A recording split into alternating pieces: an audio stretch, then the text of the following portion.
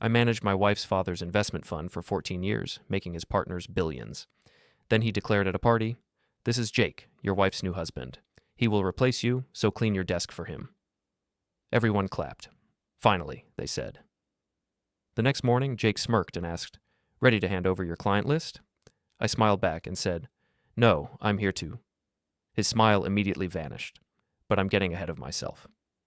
The party was in November at Leonard Sterling's glass and limestone estate overlooking the lake, the kind of house where even the garage has crown molding. I'd been there 100 times, knew which floorboards creaked, knew Leonard kept his good scotch in the library and his mediocre stuff on display for guests who wouldn't notice. I arrived at 7. The driveway was already lined with expensive cars, their paint jobs gleaming under landscape lights. Valets in black vests jogged between vehicles. Inside, the usual crowd, investment partners, charity board members, politicians with practiced smiles, and socialites who measured their worth in mentions and camera angles. Ava was near the windows, holding court in a cream silk dress that probably cost more than most people's monthly rent. My wife, 35, brunette, the kind of beautiful that makes people assume she's stupid until she eviscerates them with a comment about market inefficiencies. She saw me and her smile didn't change, which should have been my first clue. "Daniel." Leonard appeared at my elbow, his cologne announcing him before his voice did. 67, silver-haired, wearing a tux like it was business casual. "Glad you made it." "Wouldn't miss it," I said. Good. Stick around. I'm making an announcement after dinner." He moved off into the crowd, shaking hands, laughing too loud at jokes that weren't funny. I grabbed a drink from a passing tray and found a spot near the back, cataloging faces the way I cataloged risk, identify the variables, calculate the exposure, prepare for the worst. Dinner was catered perfection. Courses arrived with choreographed precision.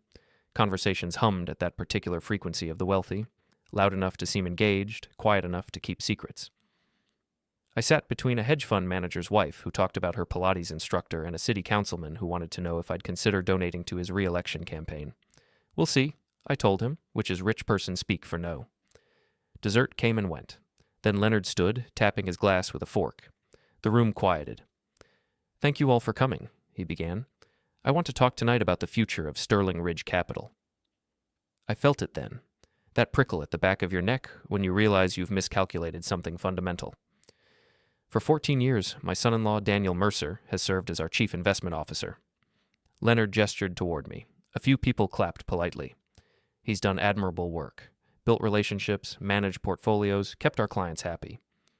Past tense. He was using past tense. But Sterling Ridge is entering a new era. We need fresh vision, new energy, someone who understands where the market is going, not just where it's been. I saw Ava's face then. She wasn't looking at Leonard.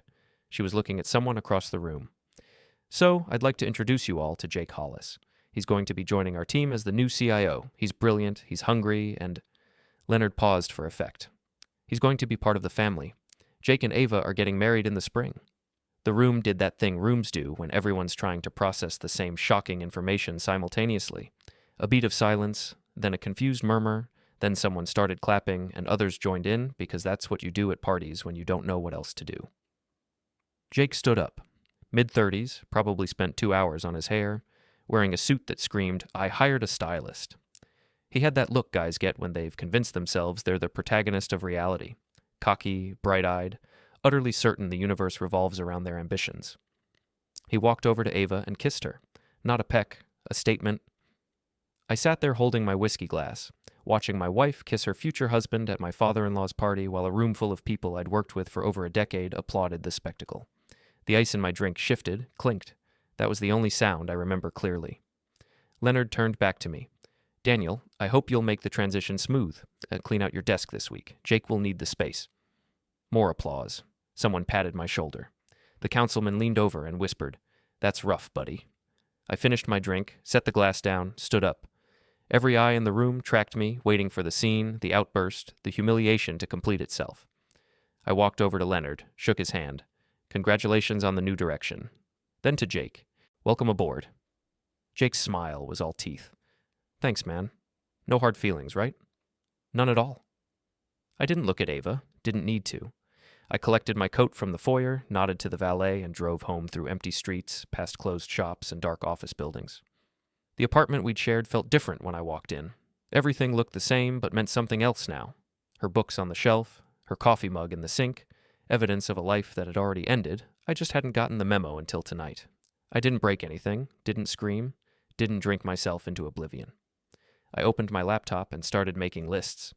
Before we go any further, hit the hype button, take a second to subscribe, and like the video. It really helps the channel grow, and tell us in the comments, what would you do in this situation? Monday morning, I walked into Sterling Ridge Capital like I'd been doing for 14 years. Same lobby with its waterfall wall and minimalist furniture. Same security guard who waved me through without checking my badge because he knew my face. But everything was different in ways that only I seemed to notice. The receptionist, Jenna, looked up as I approached. "Mr. Mercer, they said you were..." "Just collecting some personal items," I told her. "Won't take long." My office was on the 9th floor, corner view of the lake. I'd picked the art on the walls, worn the path in the carpet between my desk and the window, 14 years of early mornings and late nights, of client calls and portfolio rebalancing, of making Leonard Sterling and his partners obscenely wealthy. Jake was already there. Not in my office yet, but hovering near it, talking to Meera Patel. She was Sterling's CFO, sharp as broken glass and twice as dangerous if you grabbed her wrong. 41, always looked tired, ran on coffee and contempt for inefficiency. "Daniel," Meera said when she saw me. Her face gave nothing away. "Meera." I nodded, then to Jake. "Didn't expect you this early." Early bird gets the worm, right? Jake's grin was the kind that looked friendly in photos, but felt like a threat in person. I figured we could go over the transition, your client list, pending deals, relationships that need managing. I set my briefcase down. "I'm here to collect my things." Sure. But while you're here, might as well share the intel, yeah? I mean, it's for the good of the firm." Meera's expression shifted microscopically. If you didn't know her, you'd miss it. But I knew her. She was calculating something. "The client list is confidential," I said, bound by agreements I signed when I started. "Dude," Jake laughed. "We're all on the same team here." "Are we?" The silence stretched. Meera checked her watch. "I have a meeting. Daniel, let me know if you need anything." She left, her heels clicking away down the hallway. Jake's smile went thinner. "You're really going to be difficult about this?" "I'm not being difficult. I'm being accurate. Those client relationships were built on trust. Mine, not Sterling's. If they want to stay, great. If they want to follow me, that's their choice." "Follow you where? You got another job lined up?" "Not yet." "Then what's the play here? You think you're going to start your own firm? Compete with Leonard Sterling?" Jake moved closer. He smelled like expensive cologne and entitlement. "Let me explain something. You're done. Leonard made that clear. Ava made that clear. He gestured around my office. "This was never really yours. You were keeping it warm." I started packing my desk. Photos, awards, a coffee mug one of the junior analysts had given me as a joke. Jake kept talking, but I wasn't really listening. I was noticing things. There was a term sheet on Jenna's desk when I'd walked by, just a corner of it visible under a folder. Standard practice was to keep those locked up until signed. It had a number on it, 847K. That specific reference meant a state filing for a new investment vehicle, probably something Jake was setting up. Public record. Anyone could look it up. "You hearing me?" Jake snapped. Every word. I closed the box. "I'm going to head out now. Good luck with everything." "Wait." He stepped in front of the door. "We're not done." "Yes," I said quietly. "We are." Something in my voice must have registered because Jake stepped aside. I carried my box past him, past Jenna's desk where I memorized that number again, 847K, and into the elevator. The security guard held the door for me on my way out. "Sorry, Mr. Mercer." "Don't be," I told him. I loaded the box into my car, a 3-year-old sedan that ran fine and didn't need to impress anyone. Jake's car was parked 2 spots over, a gunmetal gray coupe, the kind with doors that opened upward and a price tag that screamed insecurity. I sat in my car for a moment, thinking. Then I called someone I should have called days ago. "It's Dan Mercer." "Yeah, I know it's been a while." "Listen, you still doing that side work? The mechanic stuff?" "Great. I need a favor." His name was Lucas Reed, and he ran an EMS unit out of the West Side Station. We'd met years ago at some charity function Leonard dragged me to. While everyone else networked over wine, Lucas and I ended up talking about engine maintenance in the parking lot. He was 40, built like someone who'd spent years hauling stretchers up apartment stairs, and he kept his work life and his side business scrupulously separate. Weekends, he restored old cars in a garage he rented near the river. "You want me to what?" Lucas asked when I explained over coffee the next morning. We were at a diner that smelled like grease and regret, the kind of place where nobody recognized me and the waitress called everyone Hun. "Just look at it. Tell me if there's anything wrong." "That's the thing, Dan. There probably isn't. Guy like that, fancy car, he's probably got a dealer maintenance plan, warranty, the works. Humor me." Lucas sipped his coffee. "This about what I think it's about? Maybe. Your wife really leaving you for some trust fund finance, bro?" "Apparently." He was quiet for a moment. Then, "I'll take a look, but I'm not sabotaging anything. That's illegal and stupid. Just an inspection, strictly informational." 2 days later, Lucas called. "Found something interesting." "Yeah?" "Coolant leak. Slow one. Probably won't notice unless he's pushing the engine hard or idling in traffic. But if he does notice it at the wrong time, say in a parking garage full of people, it's going to be embarrassing." "How long until it becomes a problem?" "Hard to say. Could be days, could be weeks. Depends on usage." "Thanks, Lucas." "Dan, don't do anything stupid." "Define stupid." He hung up. I spent the next week being productive in ways that looked like nothing. I filed for separation papers. Clean, no fault, just the legal minimum. I opened accounts at other banks. I reviewed the non-compete clause in my Sterling contract and realized Leonard's lawyers had been sloppy. It prohibited me from soliciting Sterling clients for 6 months, but said nothing about clients finding me. I also looked up 847K. Public records are beautiful things. Boring, dense, filled with jargon, but public. The state business registry showed that Jake Hollis had filed to create a new entity, Hollis Financial Wellness, LLC. He'd listed himself as CEO, with Sterling Ridge Capital as a strategic partner. I dug deeper. Hollis Financial Wellness was selling expensive workshops to high-income professionals, elite financial strategies, wealth mindset training, the kind of vague, aspirational nonsense that sounds profound and means nothing. But here's the interesting part. People had already paid deposits for workshops scheduled in March and April, thousands of dollars each. And when I checked his website's calendar, half those dates had been quietly moved to TBD status. Not illegal, just sloppy. And reputation fragile. I saved screenshots, documented everything. Then I went back to being invisible. On Thursday, I went to the country club where Leonard kept a membership. I wasn't a member anymore. That had been through the firm.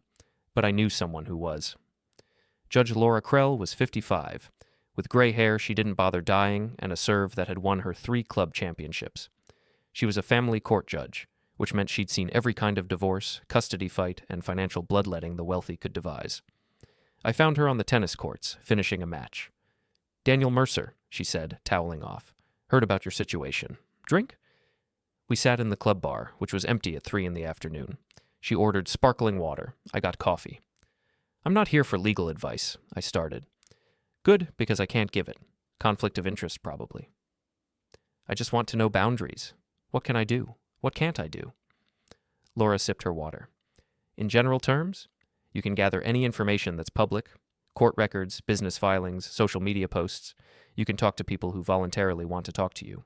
You can't hack, can't trespass, can't record conversations without consent in this state, can't steal documents or data." "What about revenge?" "Define revenge." "Ruining someone's reputation with true information." She considered this. "Truth is a defense in defamation cases. But there's a line between sharing information and harassment. Stay on the right side of it. And if someone, hypothetically, gathered public information that made certain people look bad, and then made sure that information got to the right journalists or donors? Hypothetically, that's called transparency, or whistleblowing, or good citizenship, depending on who you ask." She leaned back. "Just remember, Daniel, the legal system isn't about fairness, it's about rules. Play by them." "What if they didn't?" "Then you definitely need to." I left the club with a clearer picture. I wasn't going to break laws. I was going to break something more important, the illusion of control. That evening, I was walking along the river path, the one that curves past the renovated warehouses and under the bridge, when I saw him. Jake. He was jogging, wearing gear that probably cost $300, AirPods in, completely absorbed in whatever podcast was teaching him how to optimize his morning routine. I stepped into his path. He nearly ran into me, pulled up short, yanked out an earbud. "Jesus, watch where you're..." He recognized me. "Dan." "Jake, what are you doing here?" Walking, public path. He looked around like he was checking for witnesses. Look, man, I don't want this to be weird. Little late for that. It's not personal. Business decision. Sure. I pulled out my phone. Quick question. You rescheduling those March workshops? His face changed. What? Hollis Financial Wellness. The elite training sessions. People paid deposits. You moved half the dates. How do you know about that? Public website. A public business filing. I Googled you. Why? Curiosity. I showed him a screenshot. Are you refunding the deposits, or just hoping people don't notice? Jake snatched at my phone. I pulled it back, and in the scramble, it slipped from my grip and arced into the river. We both watched it splash into the dark water. Oops, Jake said, not sorry at all. I looked at him. Then at the emergency station 20 feet away, those orange boxes with life rings and throw ropes that nobody ever actually uses. I walked over to it. Jake followed, confused. What are you? I opened the box, grabbed the throw rope attached to the buoy, and yanked it hard. The rope shot out, coiled and eager. The heavy buoy caught Jake right in the shin. He yelped, stumbled, and then I guess some part of his instinct kicked in because he ran. Just bolted like I'd attacked him instead of fumbling with safety equipment. I chased him. Not because I was going to do anything. What would I do? But because running felt better than standing still. We pounded down the path, past surprised cyclists and dog walkers. Jake's expensive running shoes slapped against concrete. My older, sensible ones kept pace just fine. He cut across the grass toward the parking lot. I followed. His car was there, that ridiculous coupe, gleaming under the lights. Jake reached it, fumbling for his key fob. His shin was bleeding a little where the buoy had caught him. Not serious, just scraped. I stopped running, caught my breath. Then I walked calmly up to his car, grabbed the side mirror, and twisted it until it snapped clean off. It took more force than I expected. My hand hurt afterward. Jake stared. You broke my car. Send me a bill, I said. Add it to the phone. I walked back to my own car, leaving him there with his broken mirror and his bleeding shin and the echo of his voice cracking my name like a cheap plate. That night, I started a list. Physical, pen and paper. Things Jake valued. Things I could take away. Not forever. Just long enough for him to feel it. Mirror. Check. 3 weeks later, I was in a different kind of territory. Reconnaissance by paperwork.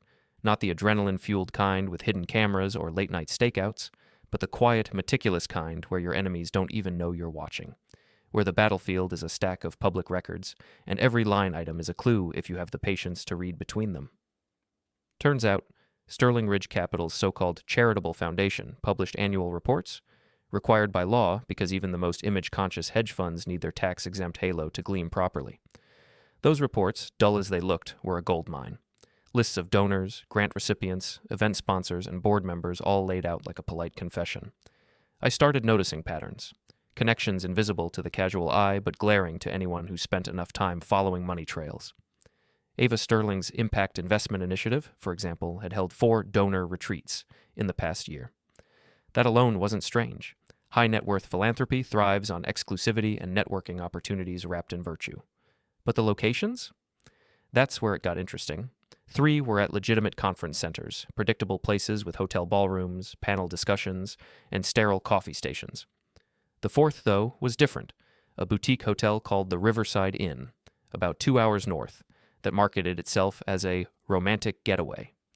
Not exactly the kind of venue you'd expect for impact metrics and governance workshops. Curiosity got the better of me.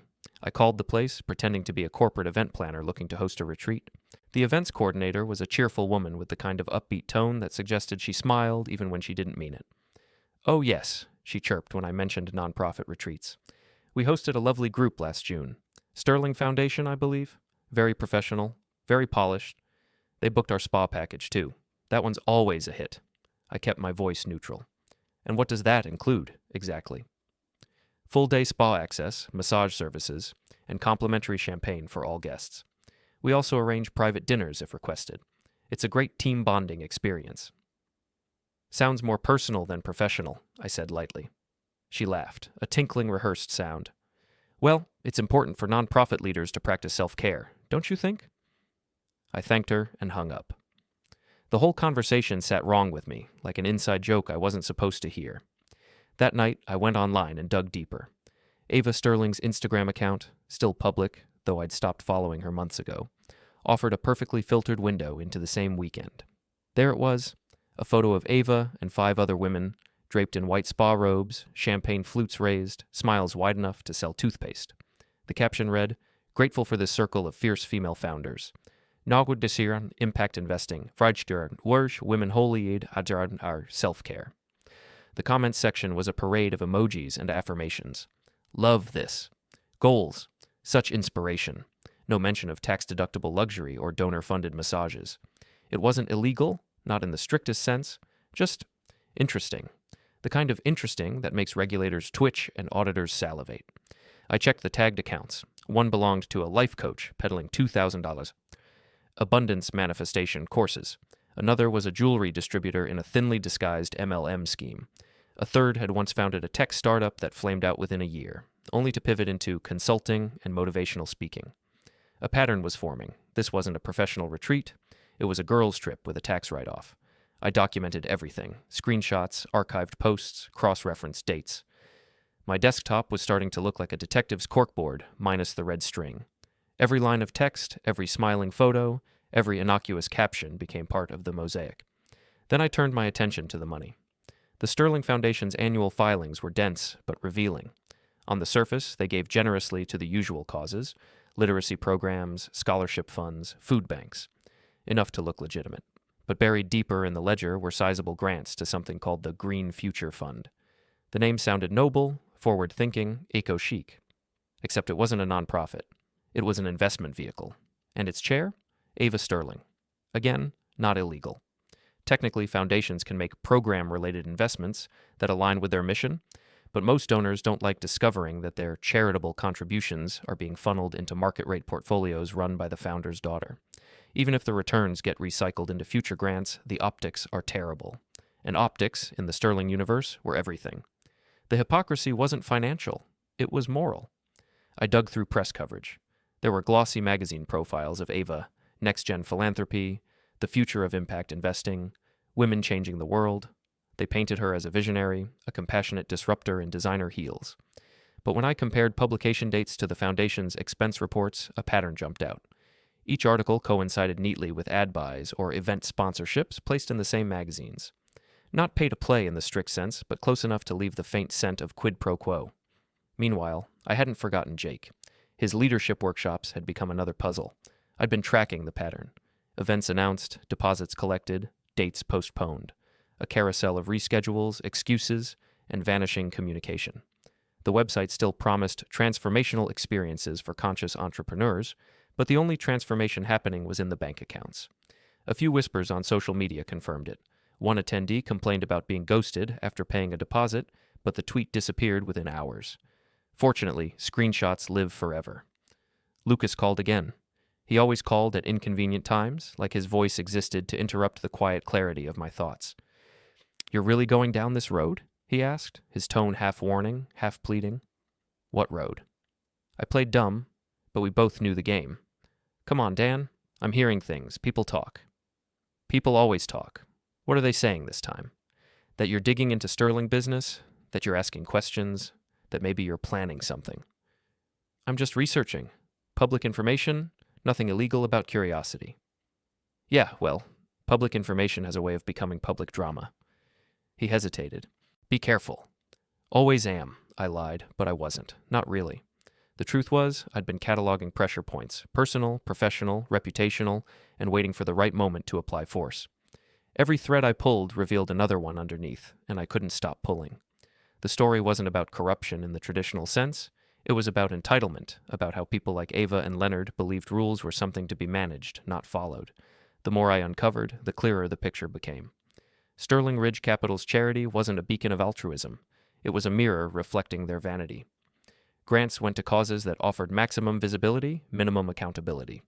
Their gala dinners raised more for the caterers than for the beneficiaries. Even the board was a tapestry of influence. Old friends, business partners, and family members dressed up as independent advisors. The foundation's address, I discovered, was the same as Sterling Ridge's corporate office. Different letterhead, same floor. I followed the paper trail further. Vendor invoices listed consulting fees paid to Impact Strategies LLC, which turned out to be a shell company registered under the name of one of Ava's close friends. The same woman from the spa photo, the life coach.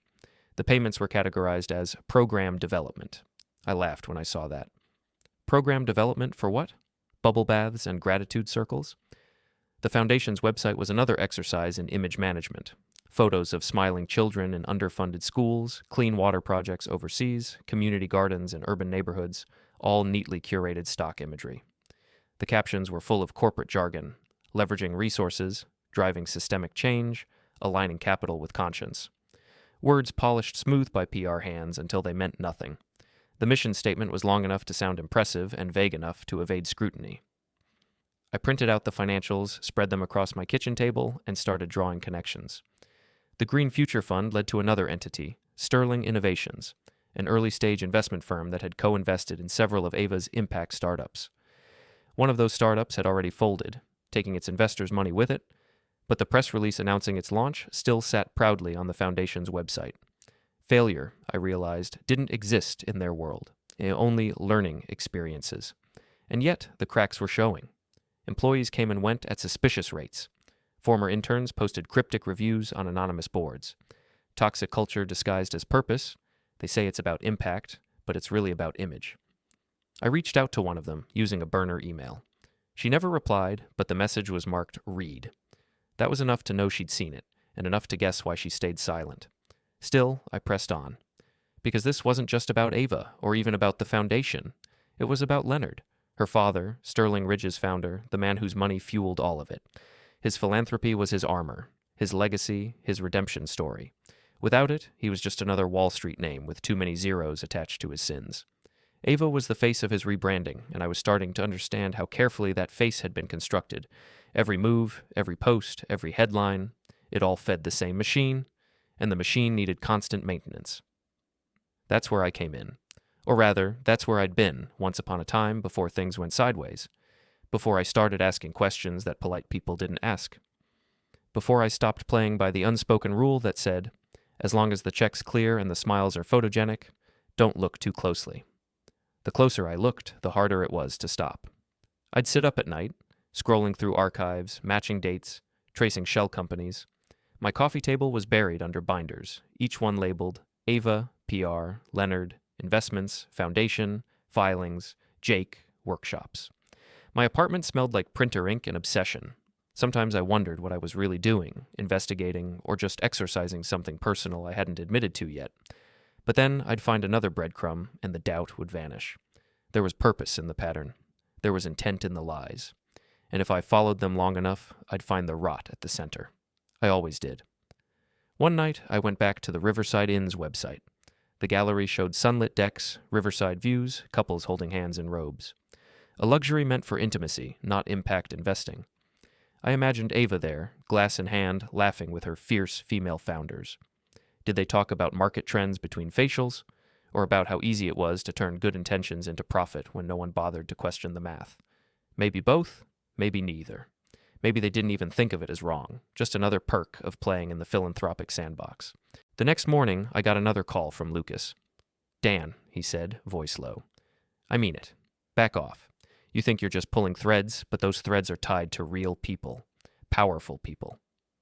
I know exactly who they're tied to. That's what worries me. I'm fine. You won't be if they decide you're not.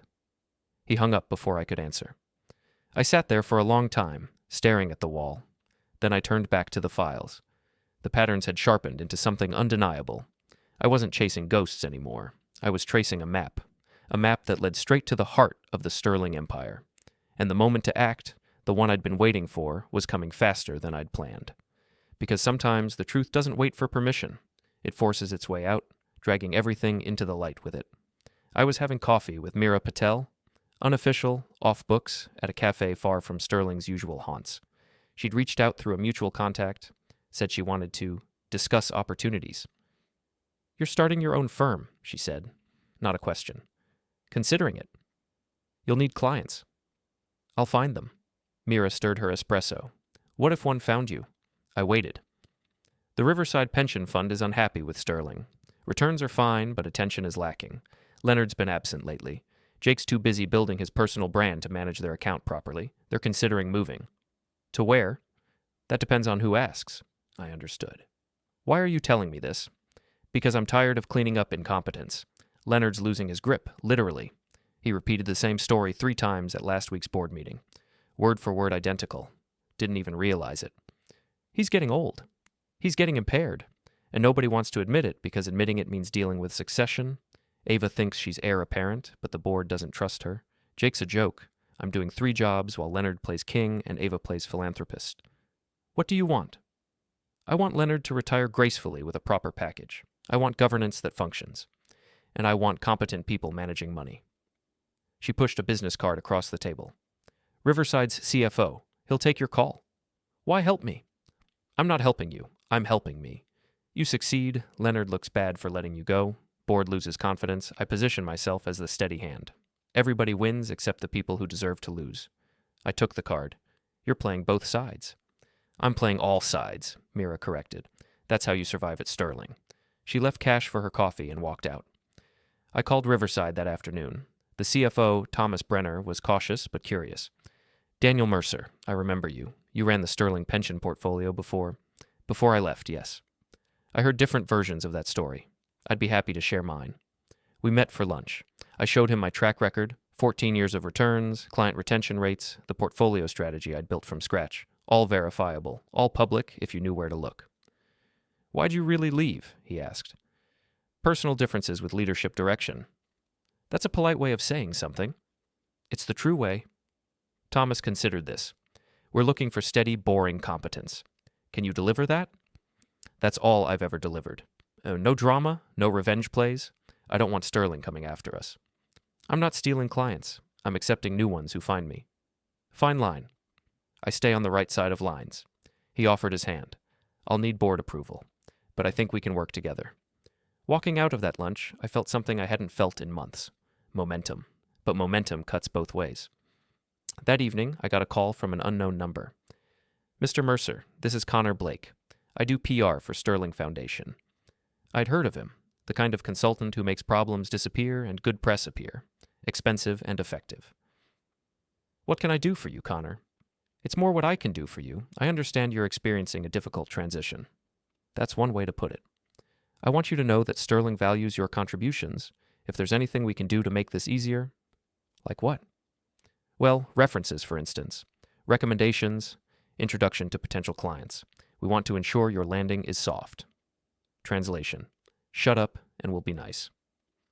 That's generous, I said. We think so. Of course, we'd expect discretion in return.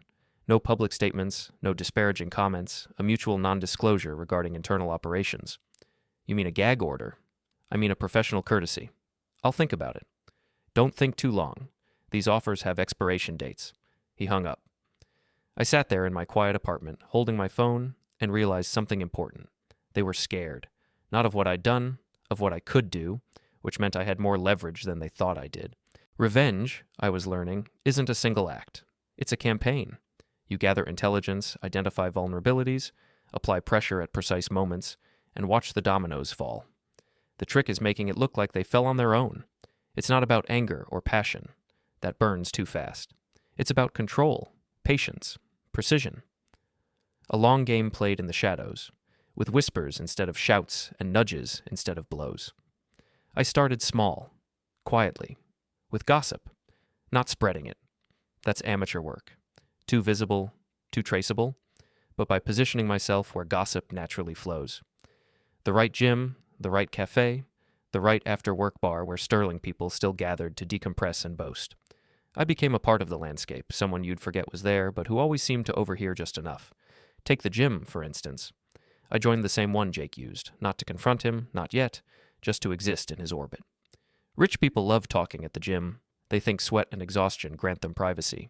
They're vulnerable there, their guard down between sets, when the facade of control slips with each grunt and breath. I learned more in those locker room conversations than I ever had during strategy meetings at Sterling. Jake's personal trainer, Derek, recognized me immediately. Years ago, when I was still trying to impress Leonard Sterling and prove myself worthy of a partnership that would never come, Derek had been my trainer too. He was friendly, guileless in the way that people who live in gyms tend to be, his loyalty belonging to whoever tipped best. Danny, long time, man. Heard about your situation. That's rough, he said, clapping me on the back as if betrayal were just another exercise routine. "It is what it is," I replied, smiling the way one smiles when pretending not to mind. "You look good, though. Keeping up with cardio?" "Trying," I said. "You still training Jake Hollis?" "Yeah, 3 times a week. Dude's committed, I'll give him that. Wants to look good for his wedding." "I bet. How's that going? The wedding planning?" Derek lowered his voice instinctively. "Between you and me, it's chaos. Ava's stressed. Jake keeps wanting to invite influencers for content. She wants small and classy. They're fighting about it constantly." "Sounds tense," I said, pretending sympathy while storing every word. Then Derek added, almost as an afterthought, "And get this, he keeps calling her by the wrong name during workouts, like when he's doing squats and counting reps. He mutters to himself, and sometimes he says Mercer instead of Sterling. Your last name. It's weird." That was interesting. Not useful yet, but interesting. It suggested something deeper. Some echo of guilt, maybe, or nostalgia. People don't make slips like that unless something inside them's unresolved. I filed it away, a small piece of kindling for a fire not yet lit. Elsewhere, I cultivated other channels. I had coffee with an old colleague, Laura, who'd moved to a financial magazine. We talked about markets, trends, the usual professional fluff. Then, casually, I steered the conversation. "You hear about Jake Hollis's workshop company?" I asked. She frowned. "That wellness thing? Sounds like a grift." "Could be. Someone sent me screenshots of date changes. Lots of deposits, lots of delays. Might be nothing, might be a story." "Send them over," she said, sipping her latte. "Can't promise anything, but I'll look." I sent them that evening, with no expectations. But 2 weeks later, a small article appeared. "Is financial wellness just financial waste? One entrepreneur's troubled launch." Nothing accusatory, just questions. But questions are corrosive. They eat at reputation like rust on metal. People start to hesitate. Investors delay calls. Opportunities pause. That's how rot begins. Quietly, under the paint. Meanwhile, I built something of my own. Not a revenge project, not exactly. A legitimate firm, small but clean, operating with precision and transparency. I wanted it to stand as the mirror opposite of everything Sterling had become. Bloated, self-congratulatory, corrupted by nepotism. I rented a modest office downtown, a converted warehouse with exposed brick and terrible parking. I filed paperwork myself, filled out compliance forms, hired an assistant named Ruth who could organize chaos into harmony. When Riverside Pension Fund approved me as their advisor, I signed the contract with deliberate care. It was utterly standard, every clause documented and defensible. There would be no accusations of misconduct this time, no question of ethics. I was rebuilding my reputation one line item at a time. The results came faster than expected. My phone began to ring again. Other small pension funds, family offices, independent trustees, people who'd heard whispers that Daniel Mercer was back in the game, available, and above all, reliable.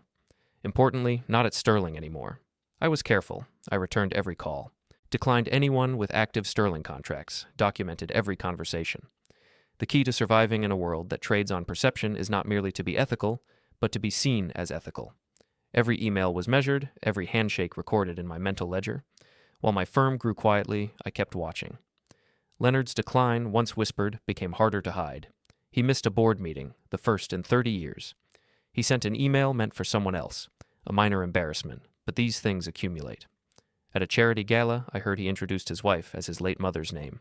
People smiled politely, then whispered after he left the room. Power, once cracked, never reseals. Mira, my inside line, kept feeding me information. She had once been Leonard's most promising vice president, then quietly sidelined when Ava's influence grew. She hated Jake for what he represented. Mediocrity protected by proximity. We communicated through encrypted messages, each one cautious and surgical. "He's going for early cognitive testing next month," she told me one night. "Family's pushing for a graceful exit, but Ava wants him to announce Jake as his successor first. She thinks it'll cement the transition." "Will the board accept that?" I asked. "No, they want me, or someone external, not a 34-year-old branding consultant with a fake financial firm." "Jake's degree isn't fake, is it?" "Finance degree from a state school, internship at a regional bank, 3 years at a boutique that folded. Then he pivoted to consulting. He's not qualified to run Sterling, and everyone knows it except Leonard and Ava." "When's the succession announcement?" "April, at the annual investor meeting. Leonard wants to go out with a bang." I marked my calendar. April would be the convergence point. I didn't know yet what shape the final act would take, but I could feel the structure forming. Revenge, like architecture, required foundation before facade. You don't strike until the scaffolding is invisible and the weight is perfectly distributed. In the meantime, I observed. Ava and Jake began to appear more frequently in society pages, the tone of coverage shifting from admiration to speculation. Her smiles looked tighter, his posture more forced. The comments under photos turned acidic. People notice insincerity faster than they admit. Through my contacts at the financial press, I planted nothing, but I let silence stretch. When journalists called me for comment on Sterling, I responded with politeness and vagueness. I wish them well, I'd say. Leonard built something extraordinary. I hope the next generation honors it.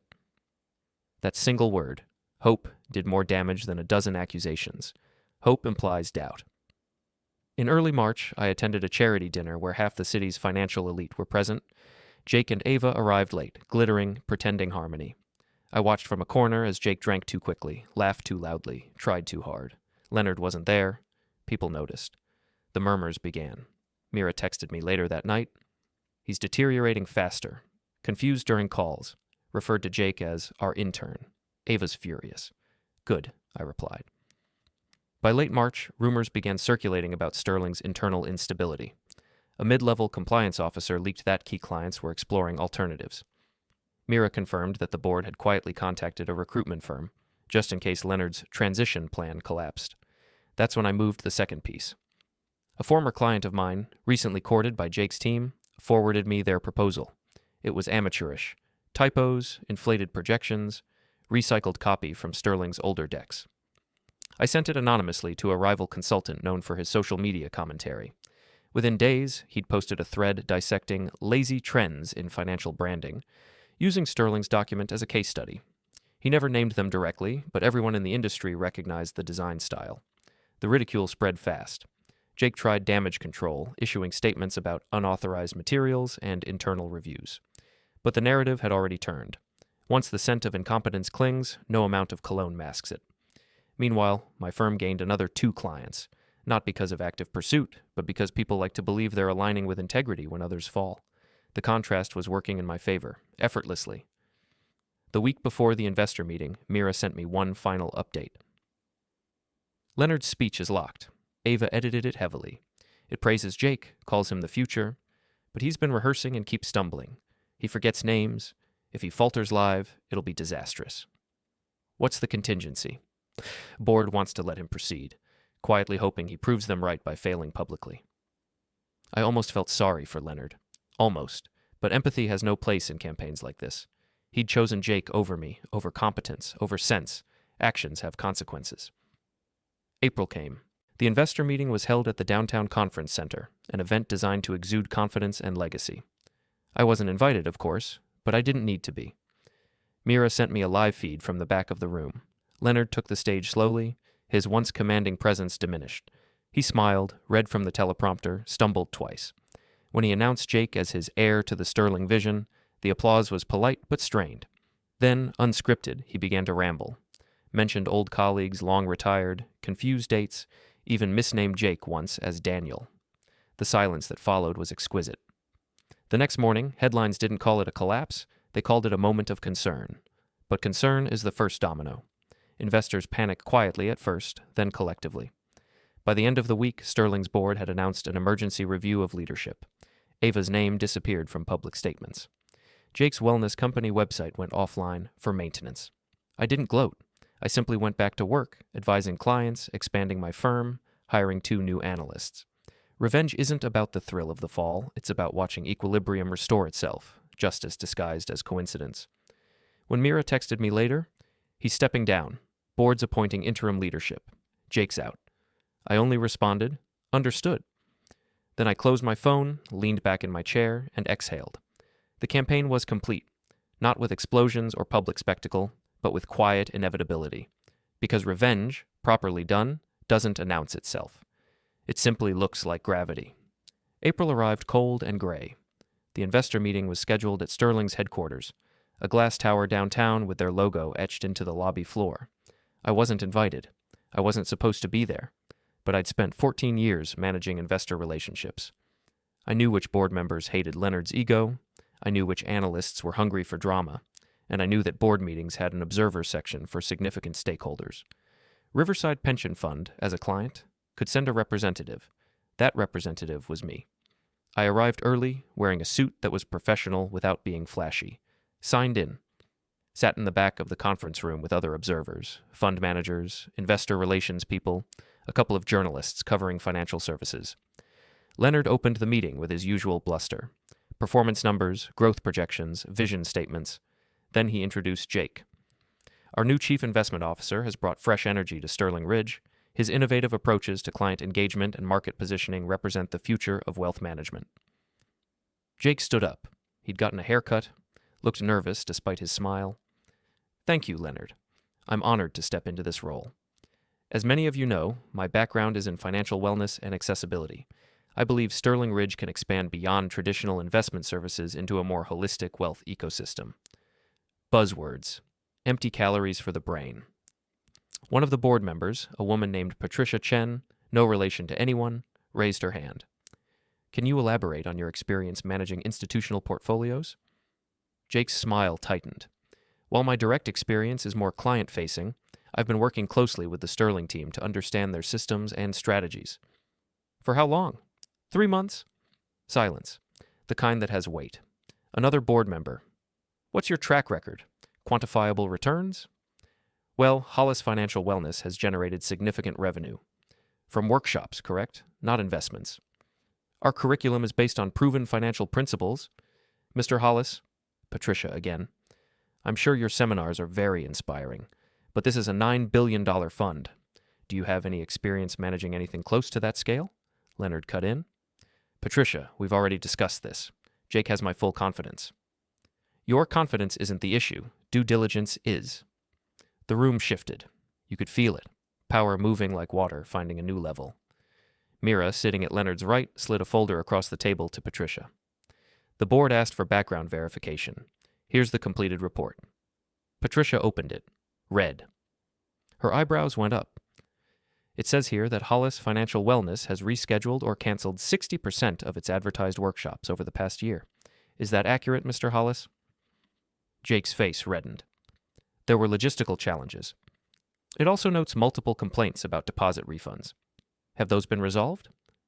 We're working through. And there's a rather concerning article from Financial Observer questioning the viability of your business model. That was my doing. The magazine had run a follow-up. Leonard stood up. This is inappropriate. Jake's personal ventures are separate from his role here. Are they? Another board member, elderly, distinguished, because from what I understand, Sterling is a strategic partner in his wellness company. That's listed in state business filings. A minor investment? We weren't informed. It's not material. Leonard, you're mixing personal family interests with fund governance. That's a problem. The meeting was unraveling. I sat in the back, watching, saying nothing. Then Leonard did something terrible and perfect. He repeated himself. As I said at the start, Sterling Ridge represents the future of innovative wealth management. Our commitment to clients remains our top priority. Silence. Patricia leaned forward. Leonard, you said that exact thing 10 minutes ago, word for word. I did? Yes. Leonard looked confused. Actually, genuinely confused. The mask slipped and everyone saw it. Ava stood up. I think we should take a break. My father isn't feeling well. We're in the middle of a meeting, Patricia said. This meeting is clearly not productive. On that we agree. Patricia closed the folder. I'm calling for a vote of no confidence in the current leadership structure. All in favor? 5 hands went up out of 8 board members. Leonard's face went gray. Ava looked like she'd been slapped. Jake sat down slowly, realizing he'd just lost the job he hadn't yet started. Mira caught my eye across the room. The briefest nod. Her expression said, You're welcome. I just got what I wanted. So did you? After the meeting imploded, Leonard escorted out by Ava, Jake skulking to the elevator, board members huddling for emergency discussions. I walked out into the cold April air and called Thomas from Riverside. How'd it go? He asked. I think Sterling Ridge is about to get very interesting. You made the right call moving your account. I heard rumors about governance issues. They're not rumors anymore. That evening, the story leaked. Not from me. I didn't need to. One of the journalists at the meeting posted a thread. Within hours, financial blogs picked it up. By morning, major outlets were calling it turmoil at prestigious Sterling Ridge capital. The dominoes were falling. I'd tipped the first one months ago. Now I was just watching physics work. But I wasn't done. Revenge isn't just about winning. It's about making sure they know they lost. Jake still had his ridiculous car, still had his rented house in the upscale neighborhood near the lake, still had his arrogance, even if his job prospects had cratered. So I made a call to Lucas. Remember that favor you did, looking at Jake's car? Yeah? How would someone hypothetically make a car very noticeable in a bad way? Dan. Not permanent, not dangerous, just embarrassing. Lucas sighed. Paint washes off. Vinyl wraps are removable. You didn't hear this from me. I didn't need Lucas's help for what came next. I needed art students. I found 3 of them at the community college offering $200 each for an evening project. They thought it was hilarious. You want us to what? Decorate a car. Biodegradable paint, fun designs. Think of it as performance art. Is this legal? It's paint balloons and creativity. Everything washes off. They arrived at Jake's house at midnight. His security camera system, which he'd bragged about on Instagram, had a blind spot by the garage. Lucas had mentioned it once. I'd remembered. I watched from my own car, parked a block away. The art students worked fast, giggling, lobbing paint-filled balloons that splattered across the coupe in brilliant, dripping colors. Neon pink, electric blue, lime green. Then they set up the projector. This was my favorite part. I'd paid a freelance video editor to loop clips from Jake's social media, him flexing at the gym, posing with green juice, giving motivation tips in front of motivational quotes, set to annoying music. The projector beamed it onto his garage door. Huge, bright, impossible to miss. Lights came on in Jake's house. He appeared at the window, then at the front door, then in the driveway wearing pajama pants and fury. What the hell? Who? The art students scattered. I'd told them to run if caught. They were fast. Jake stood there, staring at his vandalized car and his own face looping on his garage, and screamed into the night. I drove away. Next morning, Jake posted about it.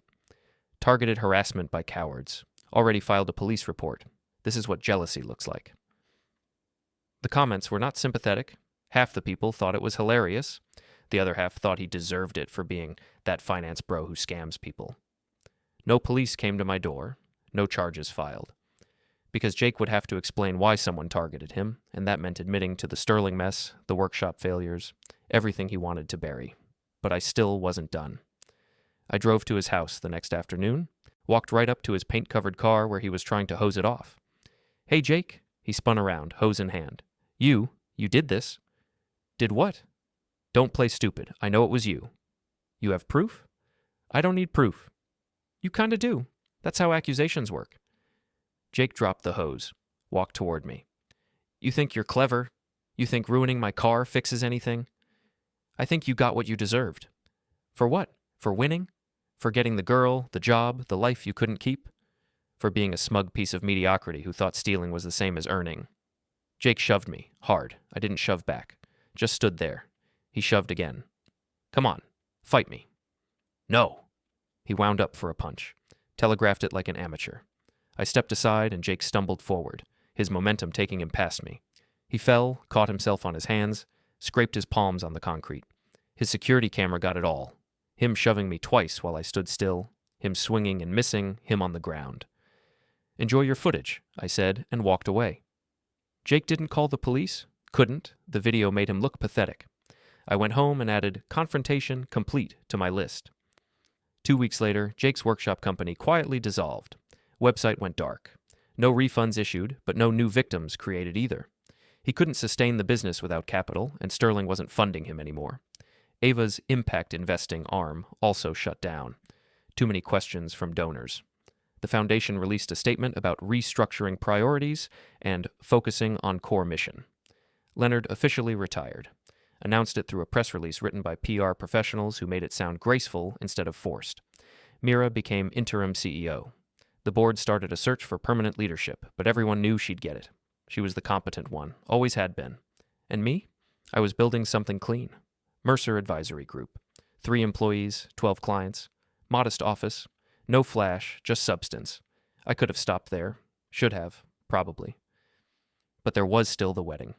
Ava and Jake postponed their spring wedding after Sterling imploded.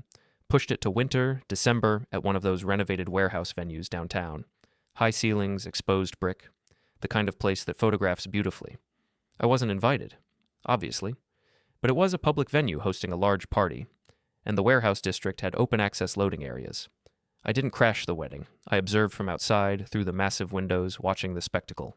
Ava in white, Jake in a tuxedo, Leonard looking diminished, fewer guests than they'd probably hoped. The charity aspect was still there. Ava couldn't help herself. Donations in lieu of gifts, branded cocktails with proceeds going to literacy programs. Very on brand. I stood outside in the cold, hands in my pockets, and thought about walking away. Just leaving it here. They were humiliated enough, diminished enough. But then I saw Connor Blake inside, schmoozing with guests, probably already crafting the narrative for press mentions, and I remembered Leonard's smug toast, Jake's grin, the applause. I walked in. Not through the front, that would have caused a scene. Through the service entrance, where catering staff moved between kitchen and ballroom, I grabbed a server's vest from a coat hook, put it on over my shirt, picked up a tray of champagne glasses, and blended in. Rich people never look at servers.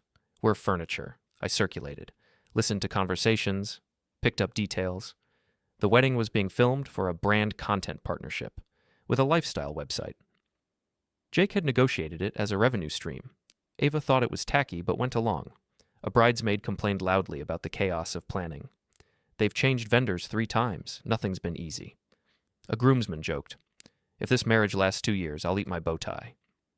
Leonard sat at a table, looking confused whenever someone congratulated him. He thanked them, but his eyes were vacant. Then the speeches started. Jake's best man went first, telling stories about college parties and startup failures that weren't as funny as he thought. Then Ava's maid of honor gave a rehearsed, Instagram-ready speech about powerful women choosing their own happiness. Then Jake stood up. "I want to thank everyone for being here tonight. This is a new beginning for Ava and me. We're building something together, a life, a partnership, a legacy." He went on, talking about love and destiny and other abstract concepts that sounded profound and meant nothing. I set down my tray and walked toward the stage. Someone grabbed my arm. I turned. It was Mira.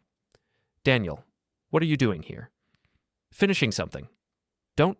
You've won. They're broken. Leonard's retiring. Jake's irrelevant. Ava's just a socialite with a defunct nonprofit. Leave it." "I can't." "You'll regret it." "Probably." I pulled away and kept walking. By the time anyone realized I wasn't supposed to be there, I was already at the microphone.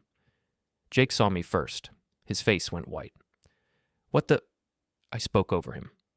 "Excuse me, sorry to interrupt. I'm Daniel Mercer.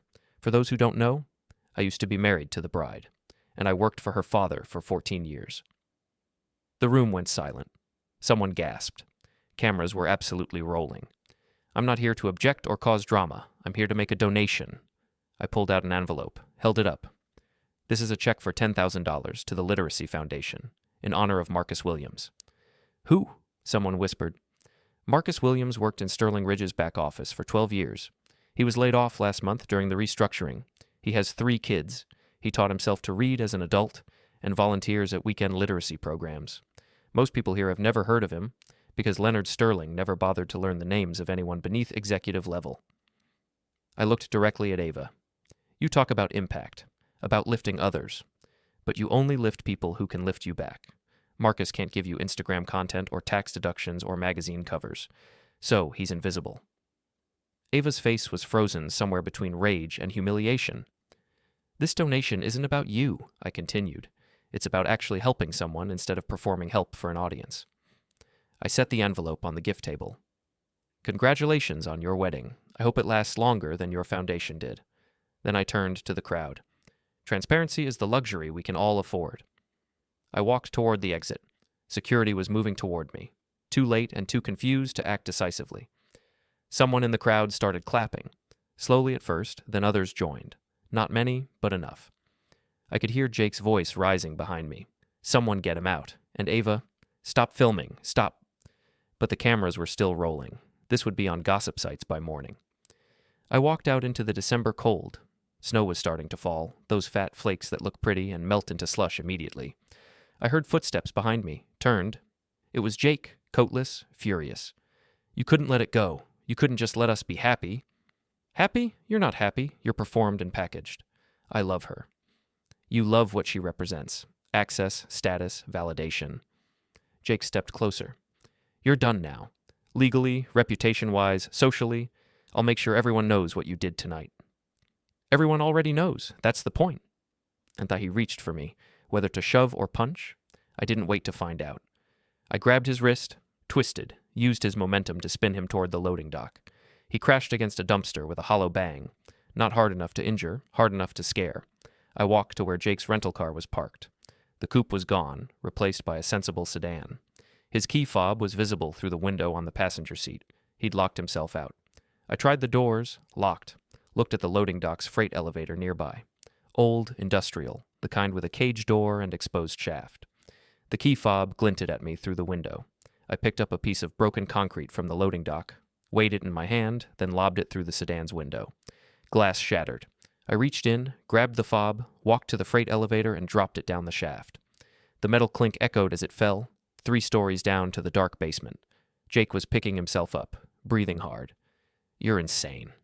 Maybe, but I'm done. The police won't care. You followed me out here. Your security footage shows it. This is mutual combat at best, trespassing at worst. You want to call them? Go ahead. Explain why you left your own wedding to chase your ex-wife's ex-husband. Jake stood there, bleeding a little from his scraped hands, suit rumpled, looking nothing like the confident winner he'd been 8 months ago. I heard sirens. Fire trucks, actually. Someone inside must have pulled an alarm, maybe from all the chaos. The warehouse sprinkler system kicked on. People started streaming out of the building, yelling, confused, soaked. The wedding was over. I watched for a moment as guests flooded into the street, as Ava appeared in her wet dress screaming at someone about ruining her day, as Jake limped back toward the chaos. Then I turned and walked away through the falling snow. Behind me, I heard the shriek of a tow truck's winch. Someone had called for Jake's car. The broken window, maybe. Or maybe he'd parked illegally. Didn't matter. I walked past darkened storefronts, past closed restaurants, and past the warehouse where I'd just burned every bridge I had left with the Sterling family, and I felt nothing. No triumph, no regret, just a quiet certainty that I'd done exactly what I set out to do. They'd call it a scandal tomorrow, a spectacle, a breakdown. I called it quiet.